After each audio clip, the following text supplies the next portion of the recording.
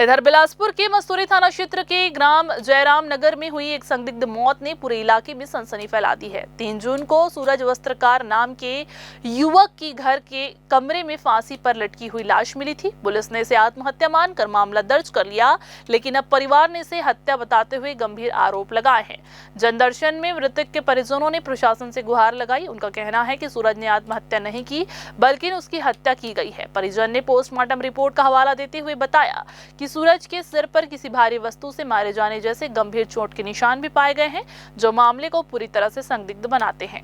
परिजनों का शक सूरज की पत्नी और उसके मायके पक्ष पर गया है, क्योंकि सूरज की शादी मौत से केवल 1 महीने पहले ही हुई थी।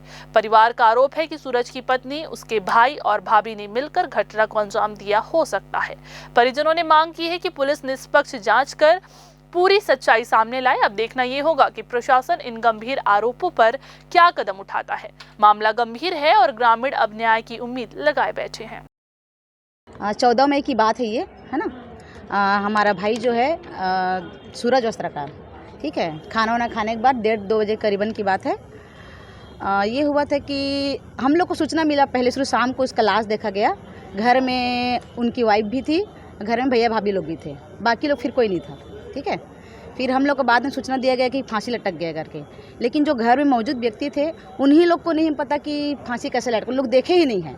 जब बच्चा, क्योंकि नीचे गिरा हुआ था, जो सूरज वस्त्रकार है वो ज़मीन में नीचे गिरा हुआ था और उसके सिर से ब्लीडिंग हो रही थी, ठीक है।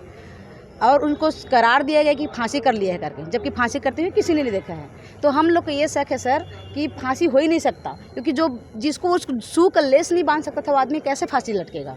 और फांसी लटकते किसी ने देखा ही नहीं है। और सिर पे ना गहरी चोट की निशान थी और हमारे घर पहुँचे तक का खून उन सब साफ कर दिया गया था।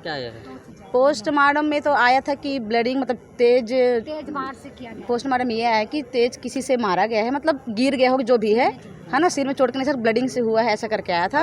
और ये हम चाहते हैं कि जो घर में मौजूद व्यक्ति थे, 4-5 लोग, जैसे उसकी वाइफ थी, उसके भैया भाभी थे घर में, उनसे पूछताछ कड़ी कार्रवाई से किया जाए। हम बस इतना ही चाहते हैं। हम किसी, देखिए आप बोलेंगे शक किसके ऊपर, तो हम सब किसी के ऊपर नहीं बता सकते, लेकिन हमारा कहने का मतलब ये है कि वो आत्महत्या नहीं कर सकता है। हम जो घर में मौजूद व्यक्ति थे उन्हीं लोग से पूछताछ कड़ी से करवाई कीजिए। और ये 6-7 महीना गुजर गया, हुआ नहीं है। ये दूसरी बार हम लोग कलेक्टर ऑफिस आए हुए हैं।